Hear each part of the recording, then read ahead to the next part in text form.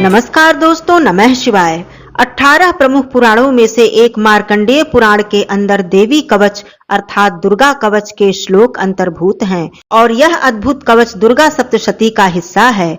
देवी कवच को भगवान ब्रह्मा ने ऋषि मार्कंडेय को सुनाया। भगवान ब्रह्मा प्रत्येक मनुष्य को देवी कवच को पढ़ने और देवी माँ का आशीर्वाद मांगने के लिए अनुरोध करते हैं। जो भी इस कवच का नित्य पाठ करता है वह माँ दुर्गा से आशीर्वाद प्राप्त करता है। देवी कवच। मार्कंडेय जी ने कहा, पितामह, जो इस संसार में परम गोपनीय तथा मनुष्यों की सब प्रकार से रक्षा करने वाला है और जो अब तक आपने किसी दूसरे के सामने प्रकट नहीं किया है, ऐसा कोई साधन मुझे बताइए। ब्रह्मन, ऐसा साधन तो एक देवी कवच ही है जो गोपनीय से भी परम गोपनीय, पवित्र तथा संपूर्ण प्राणियों का उपकार करने वाला है। हे महामुने, आप उसे श्रवण करें।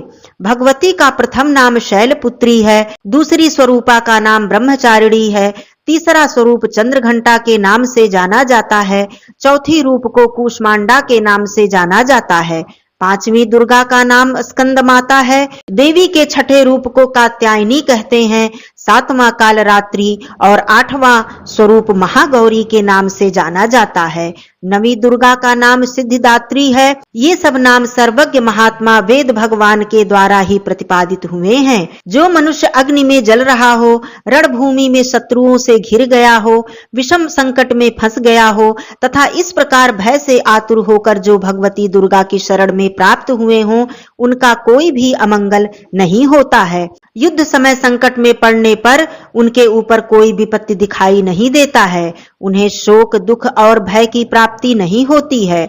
जिन्होंने भक्ति पूर्वक देवी का स्मरण किया, उनका निश्चय ही अभ्युदय होता है। देवेश्वरी, जो तुम्हारा चिंतन करते हैं उनकी तुम निसंदेह रक्षा करती हो। चामुंडा देवी प्रेत पर आरूढ़ होती हैं, वाराही भैंसे पर सवारी करती हैं, ऐन्द्री का वाहन ऐरावत हाथी है, वैष्णवी देवी गरुड़ को अपना आसन बनाती हैं, माहेश्वरी वृषभ पर आरूढ़ होती हैं, कौमारी का वाहन मयूर है, भगवान विष्णु हरि की प्रियतमा श्री लक्ष्मी देवी कमल के आसन पर विराजमान हैं और हाथों में कमल धारण किए हुई हैं। वृषभ पर आरूढ़ ईश्वरी देवी ने श्वेत रूप धारण कर रखा है। ब्राह्मी देवी हंस पर बैठी हुई हैं और सब प्रकार के आभूषणों से विभूषित हैं। इस प्रकार ये सभी माताएं सब प्रकार की योग शक्तियों से संपन्न हैं। इनके अलावा और भी बहुत सी देवियां हैं जो अनेक प्रकार के आभूषणों की शोभा से युक्त तथा नाना प्रकार के रत्नों से सुशोभित हैं। ये संपूर्ण देवियां क्रोध में भरी हुई हैं और भक्तों की रक्षा के लिए रथ पर बैठी दिखाई देती हैं। ये शंख, चक्र, गदा, शक्ति, हल और मूसल, खेटक और तोमर, परशु तथा पाश, कुंत और त्रिशूल तथा उत्तम सारंग, धनुष आदि अस्त्र शस्त्र अपने हाथ में धारण करती हैं। दैत्यों के शरीर का नाश करना, भक्तों को अभयदान देना और देवताओं का कल्याण करना, यही उनके अस्त्र धारण का उद्देश्य है। महान रौद्र रूप, अत्यंत घोर पराक्रम, महाबल और महान उत्साह वाली देवी, तुम महान भय का नाश करने वाली हो, तुम्हें नमस्कार है। तुम्हारी तरफ देखना भी कठिन है। शत्रुओं का भय बढ़ाने वाली जगदम्बे, मेरी रक्षा करो। पूर्व दिशा में ऐन्द्री मेरी रक्षा करें, अग्निकोण में अग्निशक्ति, दक्षिण दिशा में वाराही तथा नैऋत्य कोण में खड्गधारिणी मेरी रक्षा करें। पश्चिम दिशा में वारुणी और वायव्य कोण में मृग पर सवारी करने वाली देवी मेरी रक्षा करें। उत्तर दिशा में कौमारी, ईशान कोण में शूलधारिणी देवी मेरी रक्षा करें। ब्रह्माणी, तुम गगन की ओर से मेरी रक्षा करो। वैष्णवी देवी, तुम जमीन की ओर से मेरी रक्षा करो। शव को अपना वाहन बनाने वाली चामुंडा देवी दशों दिशाओं से मेरी रक्षा करें। जया सामने से और विजया पीछे से मेरी रक्षा करें।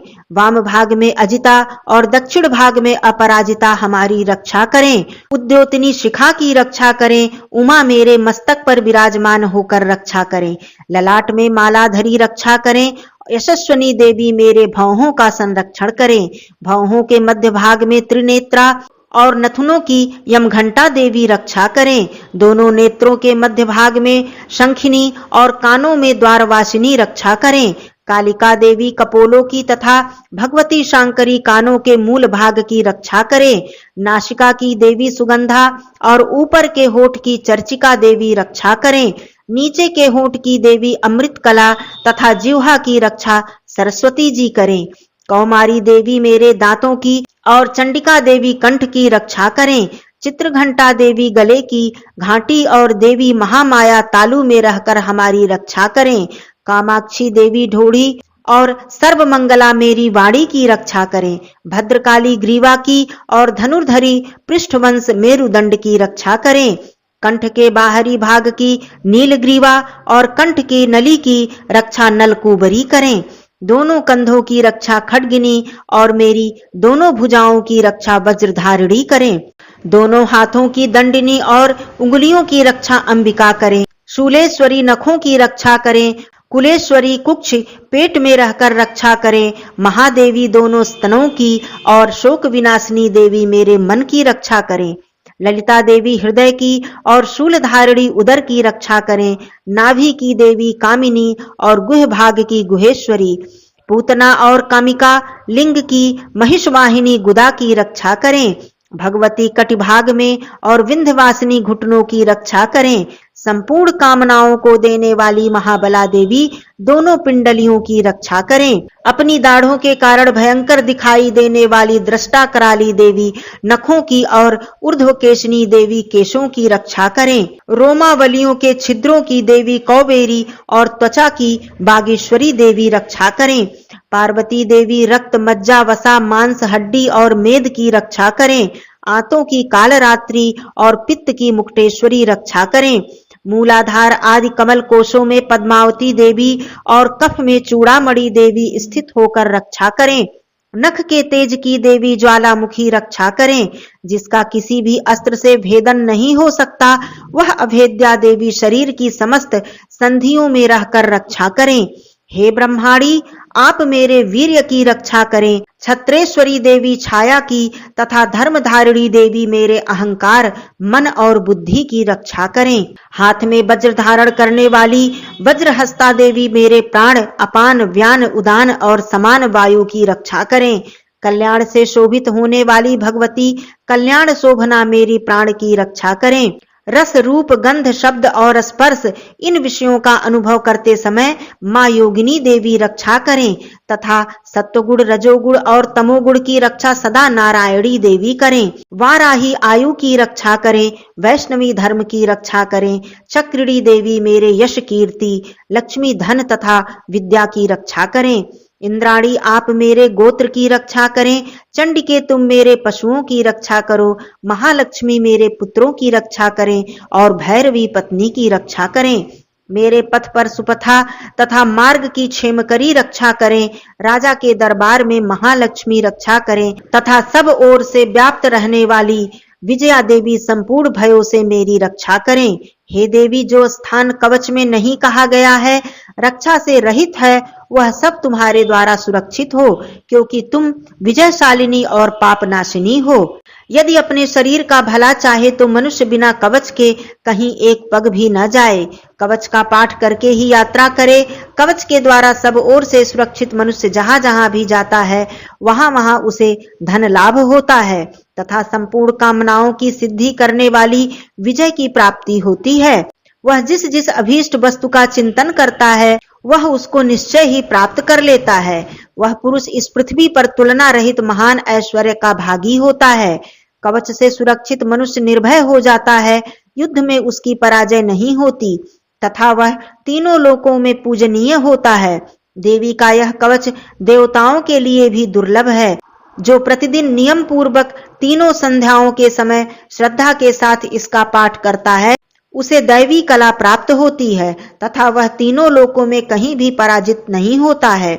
इतना ही नहीं, वह अपमृत्यु रहित हो 100 से भी अधिक वर्षों तक जीवित रहता है। मकरी, चेचक और कोढ़ आदि उसकी संपूर्ण व्याधियां नष्ट हो जाती हैं। कनेर, भांग, अफीम, धतूरे आदि का अस्थावर विष, सांप और बिच्छू आदि के काटने से चढ़ा हुआ जंगम विष तथा अहिफेन और तेल के संयोग आदि से बनने वाला कृत्रिम विष भी, ये सभी प्रकार के विष दूर हो जाते हैं। उनका कोई असर नहीं होता।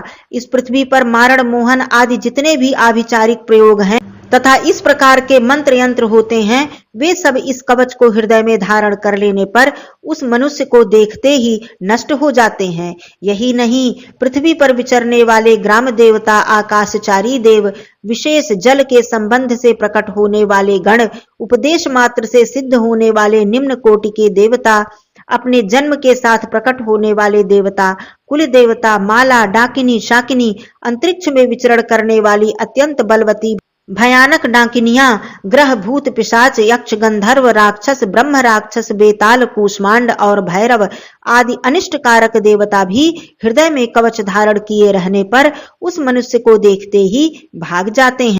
कवचधारी पुरुष को राजा से सम्मान वृद्धि प्राप्ति होती है। यह कवच मनुष्य के तेज की वृद्धि करने वाला और उत्तम है।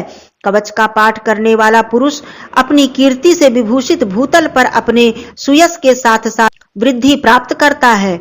जो पहले कवच का पाठ करके उसके बाद सप्तशती चंडी का पाठ करता है, उसकी जब तक वन, पर्वत और काननों सहित यह पृथ्वी टिकी रहती है, तब तक यहाँ पुत्र, पौत्र आदि संतान परंपरा बनी रहती है। देह का अंत होने पर वह पुरुष भगवती महामाया के प्रसाद से नित्य परम पद को प्राप्त होता है। जो देवताओं के लिए भी दुर्लभ है, वह सुंदर दिव्य रूप धारण करता है और कल्याण शिव के साथ आनंद का भागी होता है। इस प्रकार देवी कवच संपूर्ण होता है। जयंती मंगला काली भद्रकाली कपालिनी दुर्गा क्षमा शिवा धात्री स्वाहा स्वधा नमोस्तुते। धन्यवाद दोस्तों। नमः शिवाय।